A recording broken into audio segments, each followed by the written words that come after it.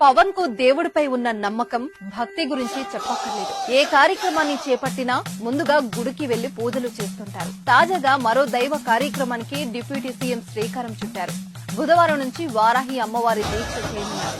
ఈ నెల 26వ తేదీ నుంచి 11 రోజుల పాటు వారాహి దీక్షలో పవన్ ఉండనున్నారు. ఈ దీక్షలో భాగంగా పండ్లు, ద్రవాహారం మాత్రమే తీసుకుంటారు.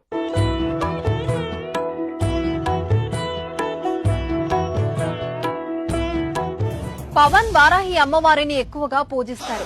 ఎన్నికలకు ముందు కూడా రాష్ట్ర వ్యాప్తంగా యాత్ర చేసేందుకు సిద్ధం చేసుకున్న వాహనానికి కూడా వారాహి పేరు పెట్టారు. గత ఏడాది జూన్ మాసంలో కూడా పవన్ కళ్యాణ్ వారాహి విజయయాత్ర చేపట్టిన సందర్భంలోనూ వారాహి అమ్మవారికి పూజలు నిర్వహించి దీక్ష చేపట్టారు. ఇటీవల ఆంధ్రప్రదేశ్ ఎన్నికల్లో ఘన విజయం సాధించడంతో ఈ ఏడాది కూడా దీక్ష చేపట్టబోతున్నారు. అంతకుముందు కూడా పవన్ దీక్ష చేశారు. 2020లో చతుర్మాస్య దీక్ష చేశారు. ఇది చాలా కఠినమైన దీక్ష. పీఠాధిపతులు, జిఏలు వంటి వారు ఈ చతుర్మాస్య దీక్షను చేపడతారు. కానీ పవన్ కళ్యాణ్ ప్రజల క్షేమం, ఆరోగ్యం, ఆర్థిక శ్రేయస్సును ఆకాంక్షిస్తూ 4 మాసాల పాటు దీక్షను కొనసాగించారు. ఆషాఢం, శ్రావణం, భాద్రపదం, ఆశ్వీజ మాసం కలిపి ఈ దీక్షను కొనసాగించారు.